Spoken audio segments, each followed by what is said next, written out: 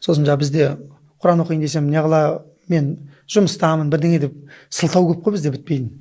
Сылтау айтқан сайын адам Құраннан алыстата береді Алла Тағала. Керісінше уақыт табам деген сайын Алла оған жеңілдік береді да. Имам Абу Ханифа, имам Шафиғилар саудагер болған. Кәдімгідей замандағы тіліп тұрған, ақшасы көп саудагерлер болған.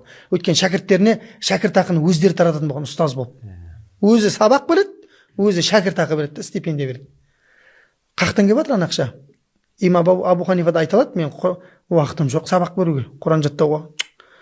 Сабақ беріп те үлгеріп жатыр, Құран жаттап та үлгеріп жатыр, және сауда істеп те үлгеріп жатыр, ақша тауып отбасын асырап жатыр. Ол Рамазанда 60 рет хатым жасайтын болған дейді. Ол не болды сонда? Бір күнде 2 Құран хатым жасайтын болған дейді. Имам Шафиғи да сондай. Абдулла ибн Мубарак, 4 шәкіртім үшін сауда жасаймын. Ол хадистің де хафызы, Құранның да хафыз деген атқа ие болған Абдулла ибн Мубарак. 4 Абдулла, 5 Абдулланың біреуі. Дұрыс па?